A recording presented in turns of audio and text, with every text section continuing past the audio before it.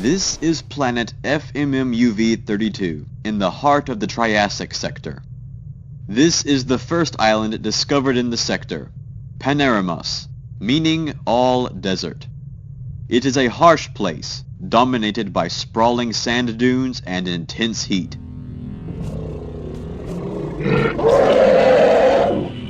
The planet is already home to a variety of prehistoric animals, but now, out of this dry wilderness has appeared something revolutionary. A family of reptiles destined to rule this planet, alongside many others never before seen. These are the dinosaurs of the Triassic sector, but they are not the only reptiles thriving in these deserts.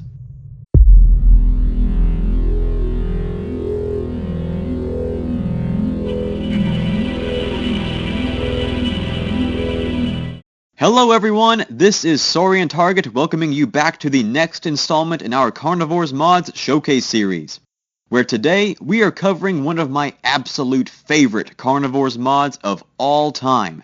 A highly requested canon-style mod that is so thoroughly and professionally crafted that it's honestly hard to call it a mod.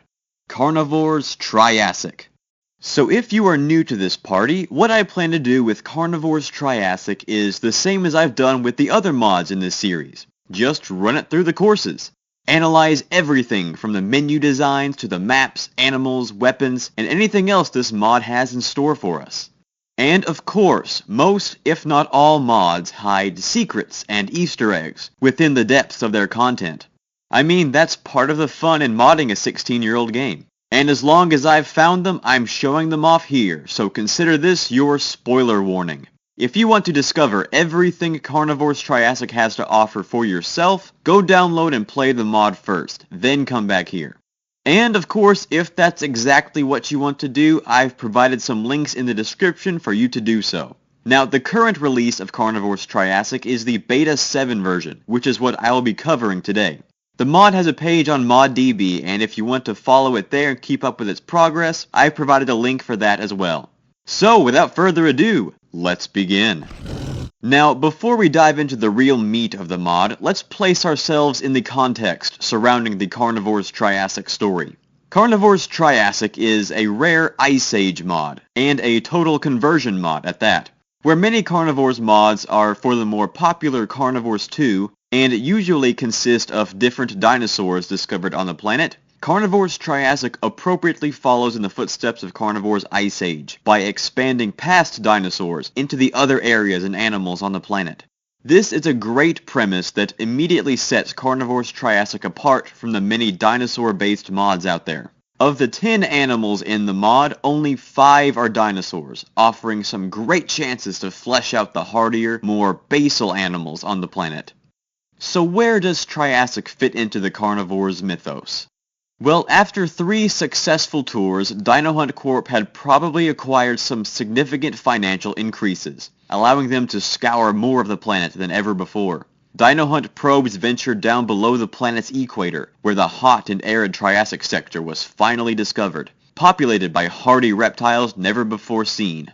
Naturally, as with the Ice Age Tour, Dino Hunt Corp developed a new hunting program for this area, dubbed the Triassic Tour, in reference to the desolate deserts populated by animals resembling those from the Triassic of Earth. Despite their seemingly omnipotent control of the planet, however, Dino Hunt Corp could not fend off every extraterrestrial threat. Poaching, a serious problem encountered in areas surrounding the Great Lake, had been tracked to the newly acquired Triassic sector, pushing Dino Hunt Corp to allow game wardens and hunters alike to take extreme measures against this threat. Poaching seems to be most prevalent in the more desolate areas of the planet, and the Triassic sector invites such activity like none other. New weapons were stealthily initiated into the tour to double as carnivore killers and poacher exterminators. In addition, Dino Hunt Corp may have found more than they expected in this harsh wilderness. Strange alien oases, unknown power sources, toxic barren wastelands, and the threat of potential war all await hunters in the unforgiving Triassic sector. But why are these issues so important? Poaching is an excellent real-world issue few Carnivores games or mods have tackled with such detail, giving Triassic some serious credibility few other games or mods have. Similarly, Few other Carnivores games put so much emphasis on the alien-like nature of the planet, the adverse effects of colonization, and potential supernatural or ancient powers that dwell in the planet's depths, and further add to the uniqueness of Carnivores Triassic. Now we can dive into the mod itself with the first thing players will encounter, the menus. In typical Carnivores style, you'll start your hunting venture by signing Dino Hunt Corp's waiver, because no matter where you go on this alien planet, something wants to kill you. After that, you move into your account and the main menu. Carnivores Triassic starts you off with 100 points, typical Carnivores sequel fare. The menu art is so professionally done, depicting a higher tier animal, Lylan sternus specifically, in similar style to the Velociraptor, Spinosaurus, and Mammoth that precede it. The overall construction and style of the menu really blends in well with the official games, and adds to the quality of the mod itself. The menu music also feels professionally done. It is very unique, designed in the vein of the Carnivores Ice Age theme, where the Ice Age music had underlying themes of mystery and fear in a cold, unforgiving world, and evoked a genuinely unsettling feeling in people, myself included. The Triassic music appropriately conveys desolate, desert-like sounds, accompanied with themes of vast expanses, mystery, and danger. It's a very appropriate menu theme that fits in perfectly with the official releases. Now we move into the Hunt menu, appropriately colored to fit the hot, Triassic appearance. The layout is familiar to those who have played Carnivores games in the past, and I'd like to point out that, with the exception of a couple of weapons, everything is in the price order that you unlock it. This is just a little thing that really appeases my OCD nature, and really makes this menu stand out, as an organized and not very cluttered menu. The information for each area, weapon, and animal is displayed, along with its rank and stats, if necessary. Everything about this info layout, from the kerning to the spelling, just feels so professional and thoroughly checked. Oddly enough, highlighting the bonus animal at the bottom will show a picture of the older model for the animal, instead of a silhouette. I'm not sure why that is. It kind of gives away what the final animal is to unlock, but it's really the only thing about the menu that stands out as odd. The trophy room setup is very familiar to Dino Hunt regulars. The layout has gone from gray to brown to match the desert aesthetic, and the sky evokes a more open, cloudless area. It's a great touch that retains familiar, established designs by Dino Hunt Corp, with a minor aesthetic touch to fit the Triassic theme.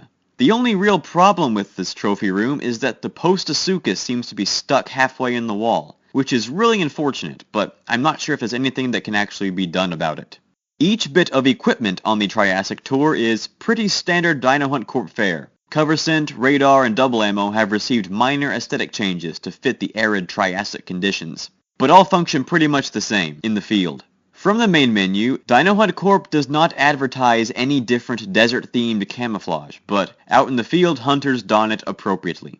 Now, because this is an Ice Age mod, the supply ship is available by default, recolored to fit the theme of this dry, arid sector.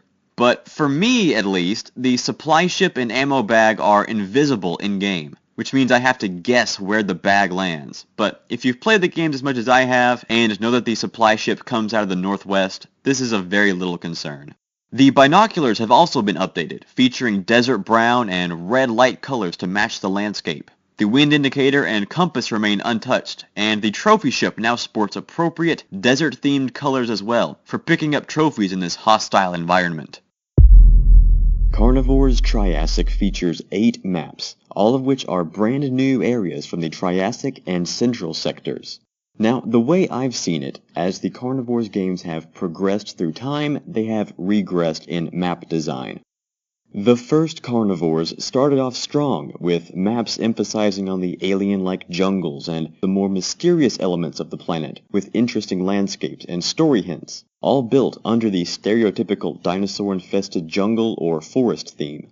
The maps then dropped off a little with Carnivores 2, going for more generic woodland forests and mountains, with very little in the way of story.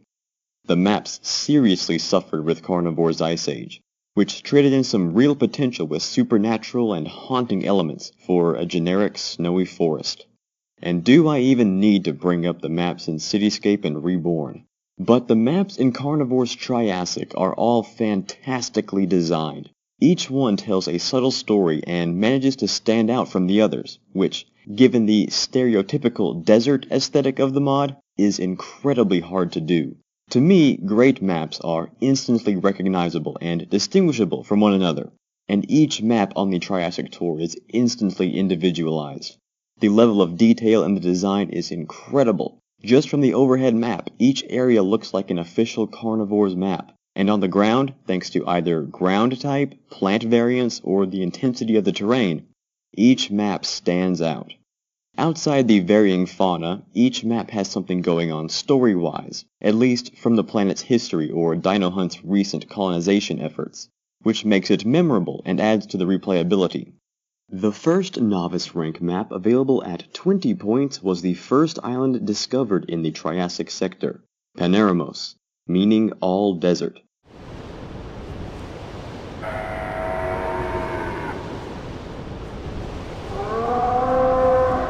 This open area is a good representation of the general Triassic sector, a hot and arid desert covered in sand dunes and sparse vegetation.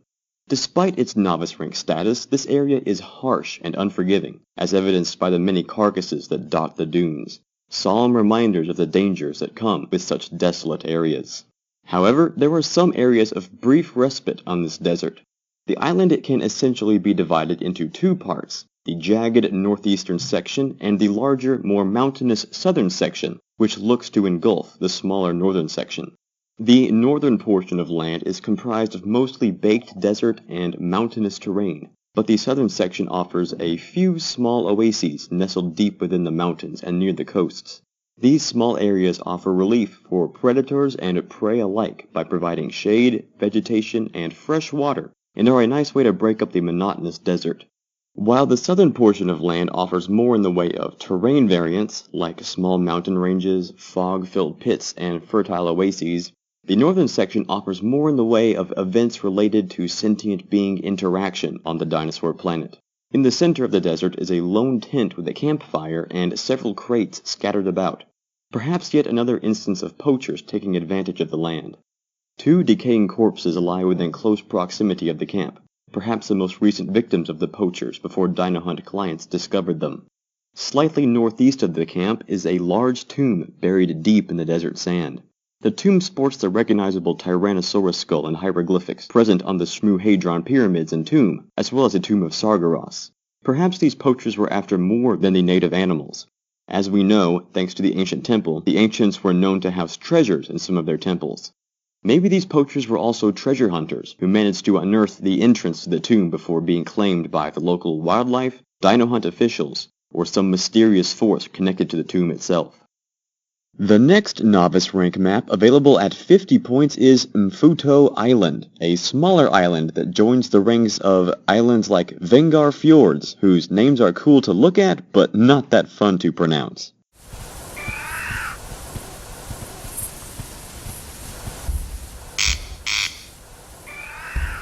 This island is about as close to an African savanna-esque environment as FMMUV-32 gets. The island is a mixture of savanna, desert, and jungle, with imposing boab and acacia trees guarding the small island. The overall island structure is very jagged, with many natural funnels, perfect for forcing animals to the coast for easy takedowns. Despite its small island mass and savanna-like build, this hot location boasts many interesting natural formations, many of which are similar in structure to the iconic Basmashi rocks. On the southeastern tip is a small desert filled with patches of grass, similar to Basmashi Rock's northeastern beach. There are several stone pits and small mountains protruding from the ground in the northeastern section, similar to the pits and mountains in the lakes on Basmashi Rocks. In the center of the northern stretch of land, an enormous, dormant volcano watches over the savanna, perhaps hinting at the ancient volcanic activity that may have formed this island long ago. A few freshwater pools are scattered about the island, including one nestled at the base of a mountain, providing some fresh water for the hardy animals that call this place home. The main secret attraction here is a small village located on the southern strip, directly south of the dormant volcano. This little village is comprised of 3 huts with some simple tables inside and some wheat-like grains growing outside. This is a very interesting discovery on the dinosaur planet, Settlements are not new phenomena, but settlements that actually take the time to grow their own sources of food are not common. Fort Siskin is the primary settlement that is brought up in conversation, but the group there likely had their food supplied by Dino Hunt Corp, or did not last long enough to grow their own. This little community was likely not built by the ancients, as their building styles exude more grandeur, and was likely not used as a colony for refugees, given the hostile terrain and wildlife. So this is likely one of the few successful dino hunt exploration settlements, perhaps used by game wardens to get in touch with the area.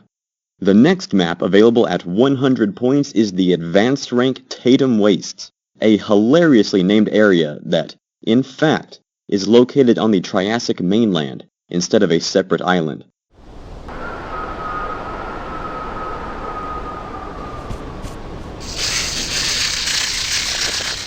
Because this area is located on one of the planet's actual mainland areas, it is a lot of ground to cover.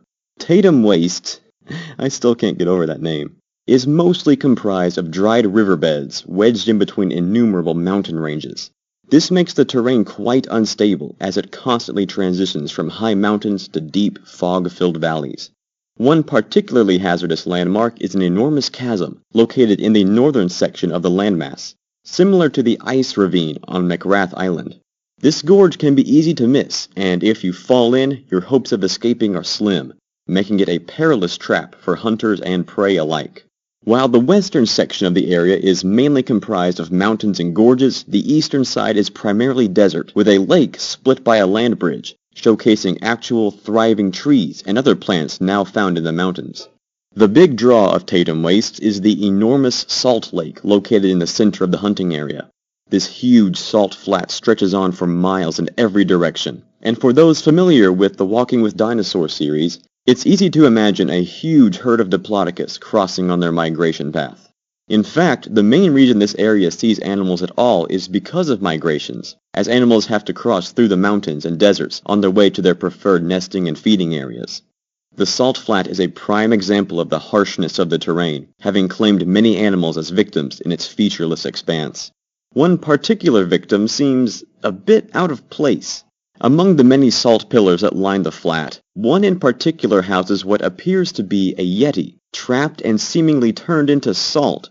Those familiar with the biblical story of Lot's wife may notice some similarities to the outcome, for as Lot's wife and this yeti found out, when God tells you not to look back, don't look back.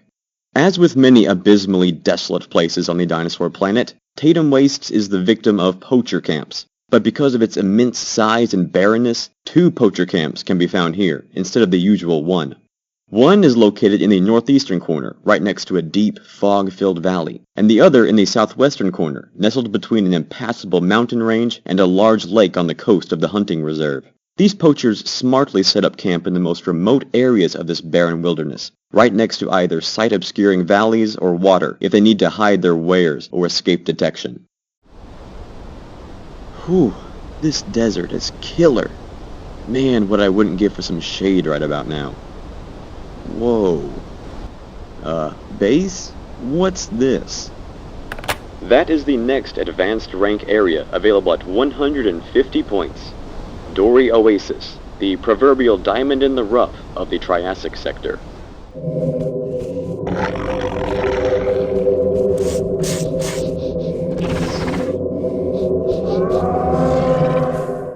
This dense oasis rises up out of the desert like a jagged island in a sea of sand, providing respite from the intense heat.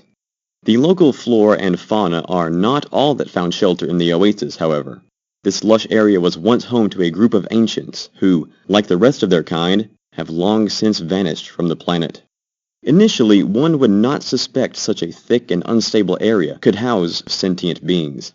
The floor of the oasis is covered in 3 types of moss: blue, red, and green, all blending together to create a unique forest floor where specific types of color-coordinated plants can grow. The blue moss grows fungi, thistles, and palm trees. The red moss grows cycads, ferns, and deciduous trees, while the green moss grows large conifer trees, trees usually not found in the harsh Triassic wilderness.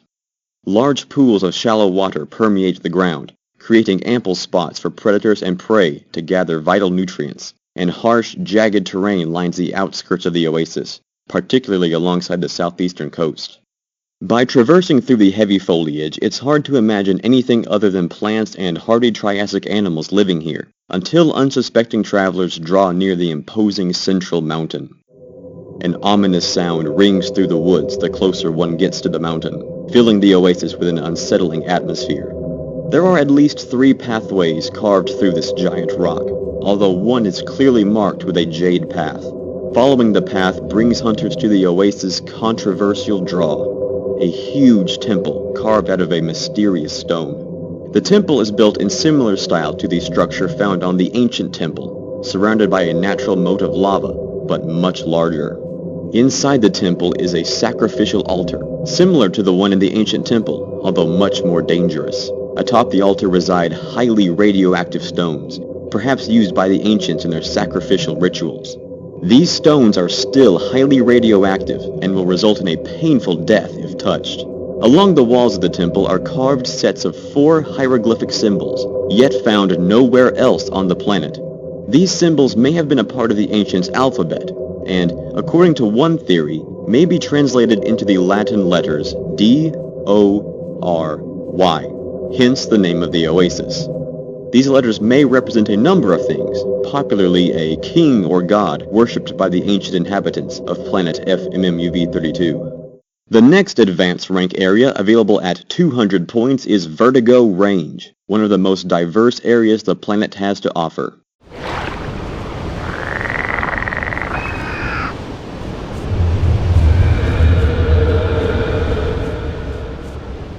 Vertigo Range is a high-altitude environment, located close to the planet's Antarctic Circle. Aside from its unique placement and temperature, Vertigo Range is unique in that it actually houses 2 biomes in one place. A dry scrubland rich with vegetation to the northeast, and a cold alpine taiga to the southwest. Like Tatum Wastes, Vertigo Range seems to be landlocked on one of the planet's main continents, surrounded by a large snow-capped mountain range. The scrubland itself is fairly typical, large sand dunes with little pockets of thin trees and shrubbery hiding within, making for nice breaks in the bland desert. However, this desert has been tainted. Illegal dumping of toxic waste has stained the desert, creating toxic rivers that run throughout the dunes and generating strange mutations in the local plant life. Many of the cacti in the area are small, rarely eclipsing human height. After the poison spread throughout the land, enormous cacti can be seen scattered throughout, as well as multifaceted cactus trees that spread out and envelop all that they surround, with many smaller specimens all gathered around it, like children listening to a story, or villagers warding off a monster.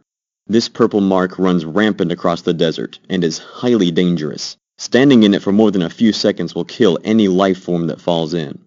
The empty waste barrels bear a unique mark, one that is seen elsewhere in Vertigo Range. In the northwest corner, pocketed between the surrounding mountains and the cold southern area, lies what appears to be an abandoned power plant or waste management facility of some sort.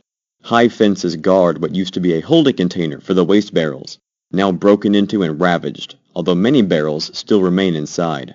Along the side of the containment yard is another fenced-in area containing solar panels and many individual treatment labs, all with locked doors. Despite the vacant appearance, there are mysterious sounds that can be heard in this facility, perhaps indicating someone still hard at work, or perhaps a mysterious force angered by the toxic chemicals in the area.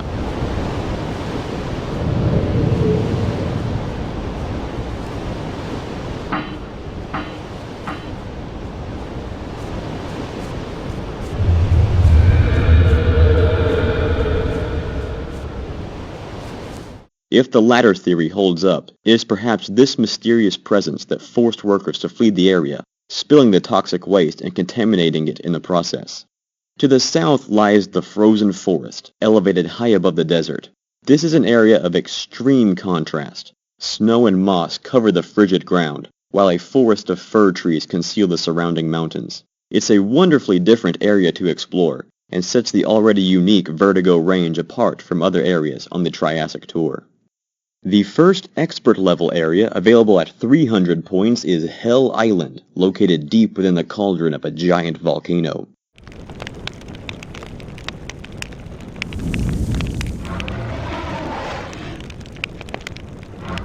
It is a miracle that anything survives here, let alone thriving populations of animals. Hell Island lives up to its name, being a hot, desolate chunk of rock that floats in the heart of an active volcano. The surrounding lava prevents escape in any direction, forcing animals and hunters into the forsaken center of the island. This, plus the unstable and treacherous terrain, forces animals into constricting choke points, or out into the wide-open desert, making them helpless targets either way.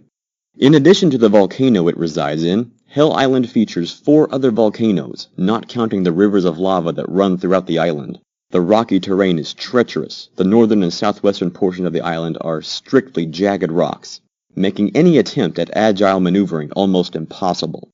A hot desert lies to the southeast, where various plants attempt to grow in the blistering heat. To the west is a volcano separated from the mainland.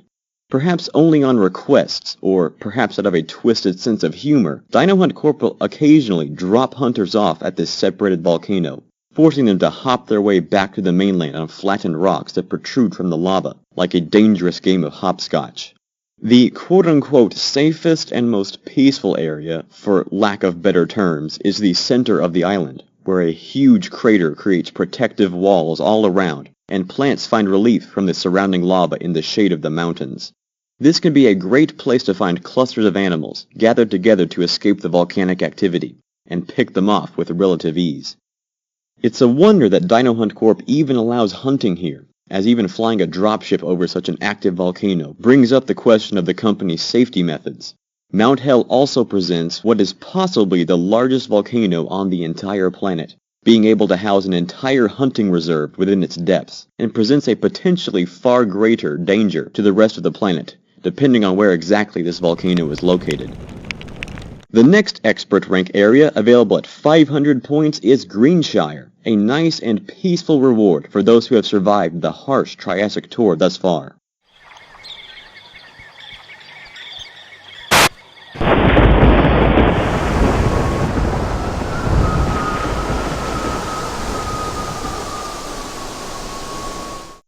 Shire is anything but peaceful.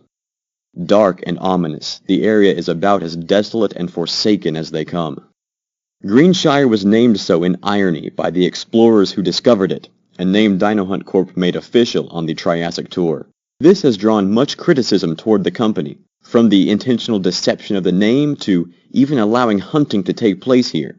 Often the question of ethics in hunting certain animals is brought up, but rarely is the question of ethics regarding hunting lands addressed. Many believe dark and supernatural forces reign over Shire, bringing up the question of whether or not humans should be intruding on these lands. However, Dino Hunt Corp's policy of opening up any area where the local wildlife can withstand regular hunting remains standard, and seeing as Shire fits the criteria, it remains open for hunting, if only just. The landscape is barren. Wind howls and thunder rumbles, creating an ominous atmosphere. Huge mountain ranges are scattered throughout the northern section of the area, creating winding mazes where unwary hunters can quickly become lost. Huge expanses of desert and savanna separate the northern and southern section of the hunting reserve, with small pools of green liquid peppered throughout, possibly contaminated water. A large pyramid rises out of the cerulean ground, adorned with the typical Tyrannosaurus skull and hieroglyphs. Its purpose, like many other ancient structures, is unknown, although it may be hinted at as one ventures farther south. To the southwest, a dark, quiet forest slumbers in the shadow of a mountain range, giving a nice respite from the harsh deserts to the north. Many strange plants grow in this area, with glowing green tips, but this strange phenomena is nothing compared to the forest in the east. Directly east of the silent forest, across a small stretch of desert, is an enormous crater filled with trees. These trees are not like those in the neighboring woodland, however. Odd leaves decorate their tops, all glowing with the same green substance. A heavy fog persists throughout the forest, and a familiar sound rings throughout the dark, iridescent woods. In the center of the wooded crater is a pool of green liquid, with an enormous emerald stone in the middle, eerily similar to the temple of Dory Oasis. Perhaps the ancients took part of this strange material to make their temple and sacrificial altar, and thus unleashed an ominous power over the landscape. This area is extremely dangerous, as the neon liquid will kill anything unfortunate enough to stumble in. There is no warning against this mysterious, possibly extraterrestrial entity, and seeing as it can protect itself well enough, Dino Hunt Corp seems to have no desire to move or safely contain it. Well, Green Shire is about as rough as they come, so I guess that's it for the areas. Now, we'll move on to the anima. Hold on. What's this? This option wasn't here before. 1,000 points. Yikes. Oh well, it's listed under areas. Might as well try it.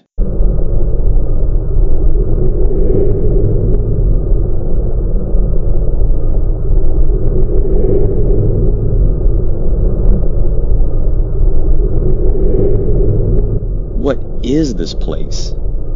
This is an area of the planet no hunter was ever meant to access.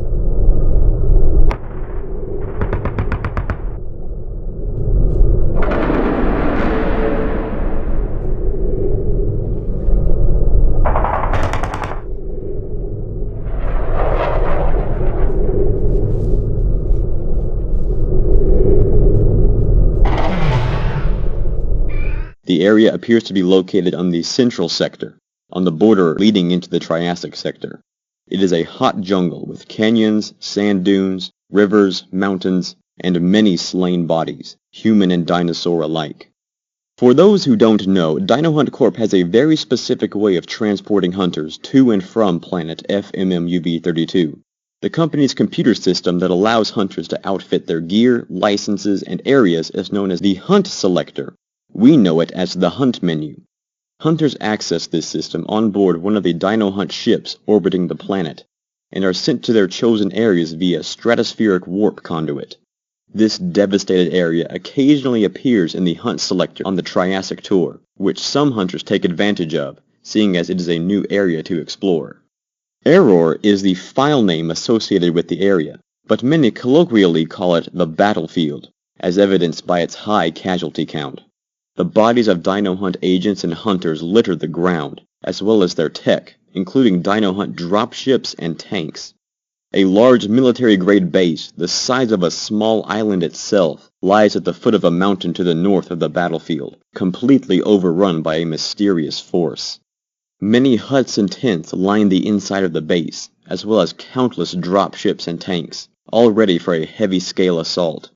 Empty guard towers line the overrun base. Only a few are still accessible. One hut in particular stands out as belonging to someone important, as indicated by the row of plants leading to the hut, the 2 slain bodyguards at the door, and the close proximity to the base's solar panels. Behind this hut, and taking up the center of the base, is an enormous, destroyed, for lack of better word, cage. Or at least what was one. The sound of a Geiger counter can be heard as hunters approach the shattered containment area. The only remnants of whatever was contained inside is indicated by this sign.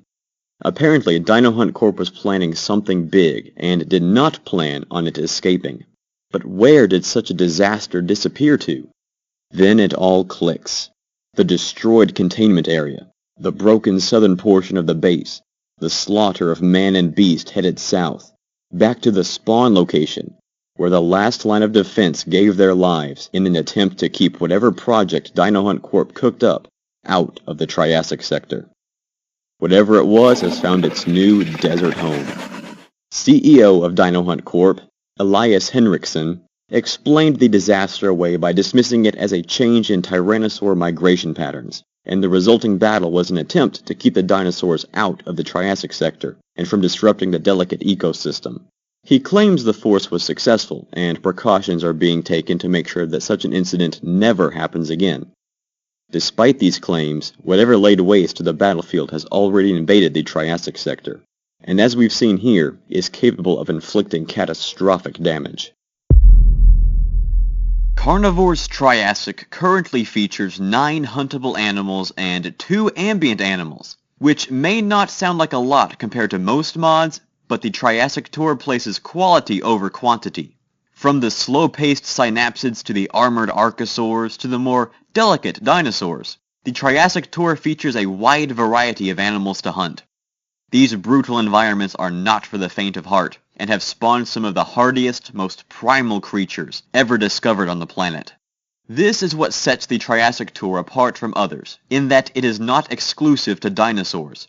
Hunting dinosaurs is, of course, the main draw of planet FMMUV32, but the Triassic Tour expands upon the planet's fauna by providing lesser-known inhabitants to hunt. The ruler of the dry skies is Paneros, an ambient flying reptile built in the vein of the extremely common Dimorphodon. Paneros is one of the smallest flying reptiles ever, weighing less than a common blackbird, and its name simply means winged lizard.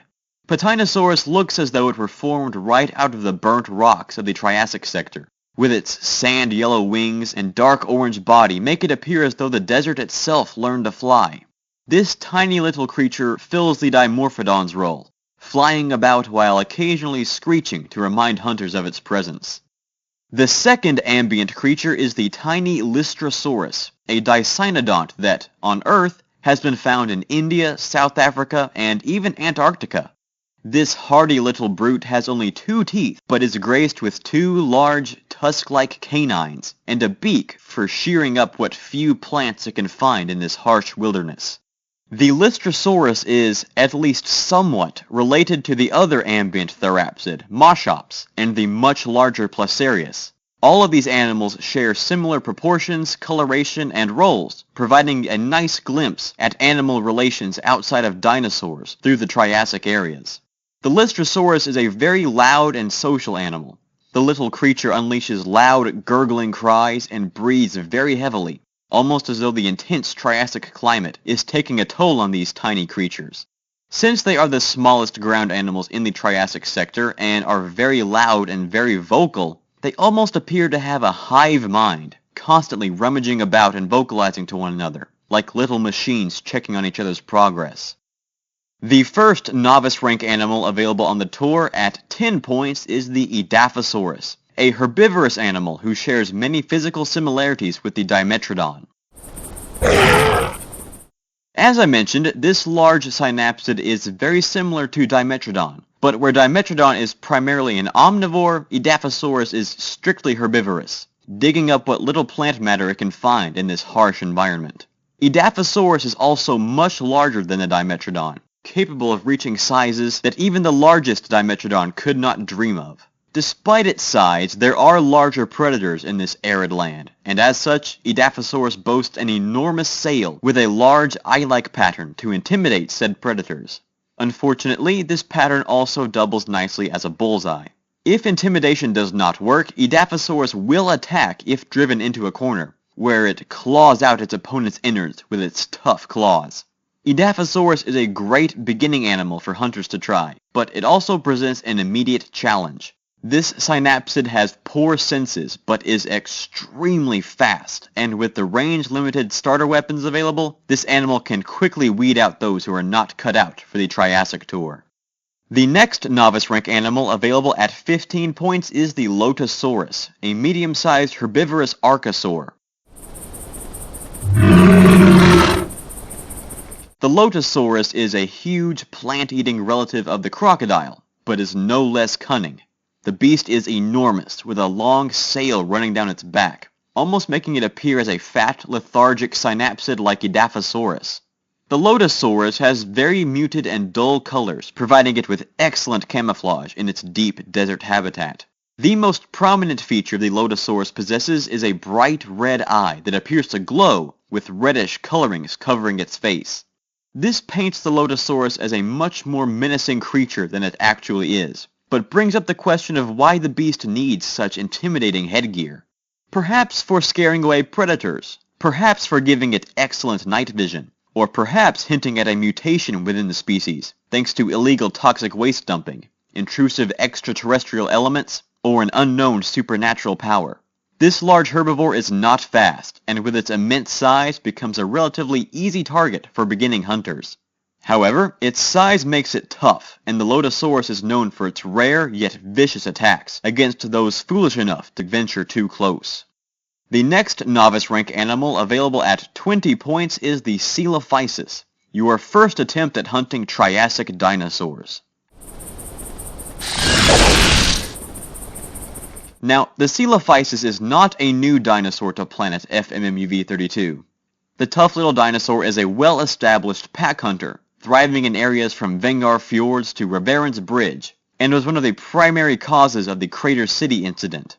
Appropriately, the Coelophysis also inhabits the planet's dry Triassic sector, although not quite as innumerable as in the more forested areas of the planet. Perhaps due to the brutality of the environment, managing a kill in the harsh landscape just doesn't lend enough food to sustain a large pack, so the Coelophysis of the Triassic sector prefers isolation, where cannibalism won't be a detriment to a pack-hunting hierarchy. Compared to the herbivores with which it shares this dry landscape, Coelophysis is a minuscule, wimpy predator, not exactly a strong representative for dinosaurs in the area. However, what this small dinosaur lacks in size, it makes up for in brains and agility. The Coelophysis waits until it senses weakness in its prey, then strikes with brutal and dirty blows, crippling its prey and letting blood loss and intense heat finish the job. The introduction of humans has also been a welcome addition to the dinosaur's diet, as its small size hard to hit, and humans are the least armored prey item this harsh landscape has to offer. The next animal available to hunt at 30 points is for advanced hunters, the Placerius. You may recognize this brute from the first episode of Walking with Dinosaurs, the large and last group of synapsids to exist before their extinction. The Placerius is, at least distantly, related to other similarly built creatures like Lystrosaurus and Moschops, animals with which it shares many physical characteristics. This lumbering herbivore is stockily and somewhat awkwardly built, but don't let its size and appearance fool you. This huge animal is pure muscle and can reach enormous speeds for running down intruding humans. The Placerius is a loud and abrasive animal. You will probably hear one before you see it. This large beast spends most of its time eating, plowing through the crusty ground with its powerful paws and thick tusks. Tusks it will use to attack and gore potential threats with. This brutish beast has grown quite good at dealing with threats, as its ill temper prompts many an incident in the field. Placerius hunts usually end in a lot of paperwork for Dino Hunt Corp. The next advanced rank animal available at 50 points is another dinosaur, Herrerasaurus.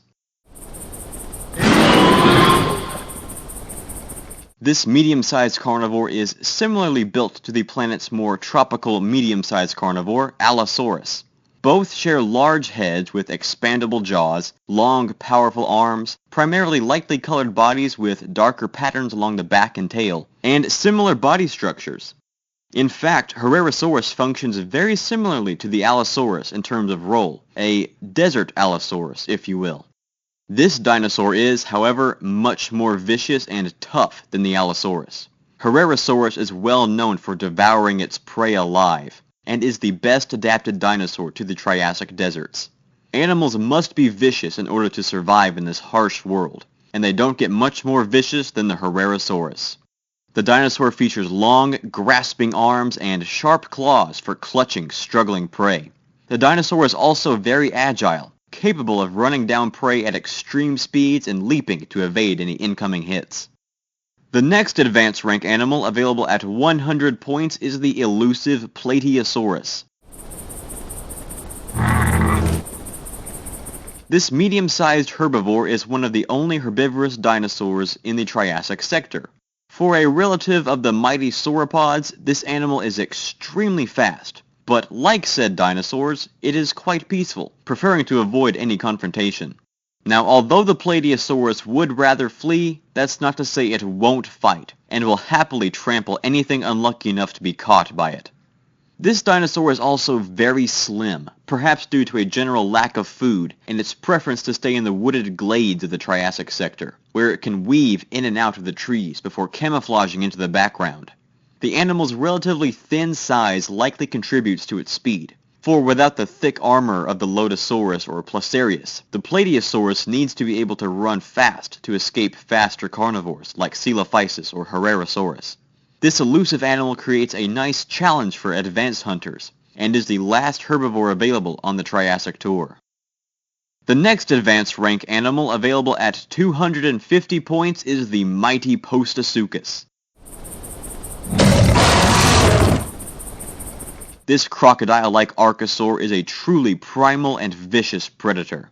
The Postosuchus is built like a cross between a crocodile and a dinosaur, with a long, ridged tail, an armored back, and an enormous skull with powerful jaws and sharp teeth.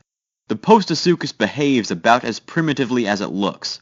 Thanks to its low metabolism, the beast is able to lie in wait for prey for long periods of time, much like a crocodile, and can go for days without food or water, making it a truly fierce and hardy predator. The Postosuchus can essentially become a part of the desert itself before striking its helpless prey. And don't let its short, stumpy appearance fool you. Postosuchus is the definition of ferocity. This tough archosaur can travel at incredible speeds and lunge at its prey, jaws open wide, where it crushes its unlucky victims in its powerful jaws. While likely not the apex predator of the Triassic sector, the Postosuchus is a top-tier hunter. With its sturdy armored build, ferocious temperament, and robot-like abilities, make it essentially the Terminator of the Triassic. This beast can take quite a beating before it goes down, and likely eats anything, dead or alive. The next animal available at 300 points begins the coveted expert rank, Lilan sternus, the poster boy for the Triassic sector, and a relative of the Dilophosaurus from the Central sector. Unlike many animals of the Triassic sector, the Lilan sternus is brightly colored with distinctive blue and red colorations, easily identifiable from any distance. Also unlike many of the carnivores on this tour, like the feral Herrerasaurus or the ferocious Postosuchus, the Lilan sternus prefers the fertile oases to the barren desert. This almost indicates a spoiled dinosaur species, for lack of a better term, preferring the comfort of shade and trees to the sand and intense heat. Perhaps a species whose status is not as prominent as it once was, surviving primarily by using its large size to bully small predators off their kills. The Lilan sternus is, after all, bigger and heavier than its Dilophosaurus cousin, and not quite as agile, making it a larger and thicker target, more capable of absorbing hits. This royal carnivore is not particularly fast, further indicating its status as a scavenger bully. But with the introduction of humans to its lush home, the Lilan sternus has discovered a soft, easy meal, one that arrives from the sky like manna from heaven. The final animal available to unlock at 500 points is the expert rank Megalosaurus. The mighty Megalosaurus is the rarest carnivore on the planet, and the ultimate goal of the Triassic sector. Large and bulky, these enormous hunters know when to make a tactical retreat, but they are not afraid to stand and fight if they feel threatened. This is arguably the most aggressive carnivore on the planet, the apex predator of the Triassic region, and almost perfectly blends in with most of its desert environments.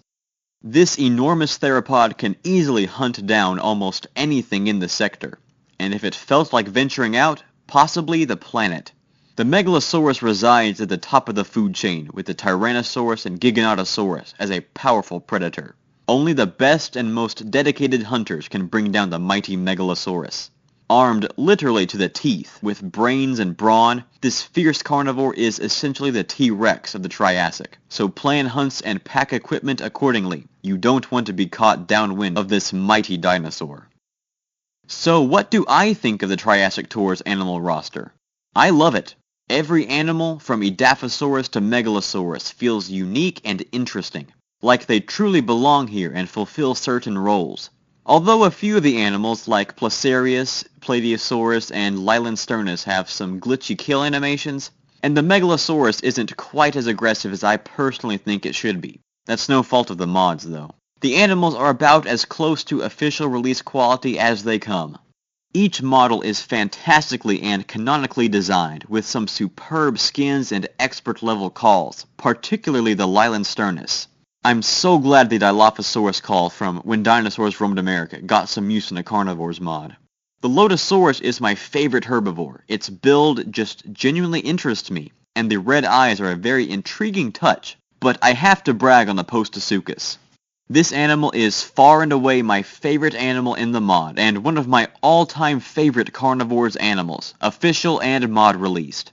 It's just so cool, with its ability to lie in wait like a crocodile, rear up on two legs, and its design is simply phenomenal. The model looks so ferocious, the skin and texture are just about perfect, with the studded armor and back stripes. I just love the Postosuchus and I love hunting it.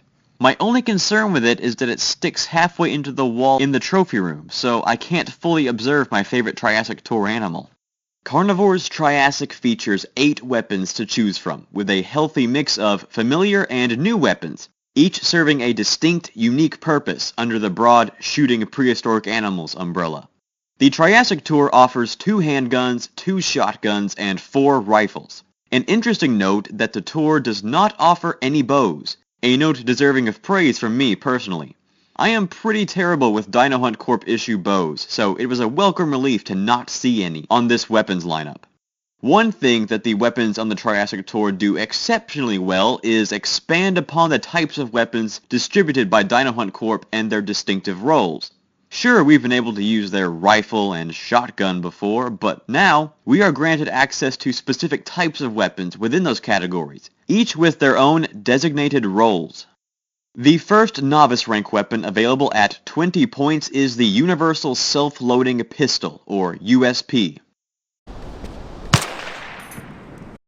This little handgun is a more improved model of the standard issue Dino Hunt pistol, first introduced on the C2 tour. This small pistol packs a weak punch, but to compensate, boasts an increased rate of fire, improved accuracy, and a larger magazine. Although useful in almost any close combat situation, Dino Hunt Corp states that the pistol is recommended on smaller animals, even though most of the novice rank animals are quite large. This can work to the hunter's advantage, however, as the pistol's accuracy and fast rate of fire can effectively take down large animals up close, even though it may take some time. The next weapon available at 50 points jumps up to advanced rank, the 454 Casual Single Action Revolver. Even if not that powerful, this handgun packs more of a punch than the USP, at the cost of firing speed. This is one of the few instances where Dino Hunt Corp provides 2 choices of handguns for starter weapons, rather than a weak pistol or rifle and bow combination. The 454 is based on the Magnum made popular in the C2 sector and carried over to the Reborn era, but has buffed damage for dealing with the hardy Triassic animals. For me, personally, this is my preferred starting weapon. It packs a decent punch and is accurate out to a fair range as well. Plus, revolvers are just fun to use.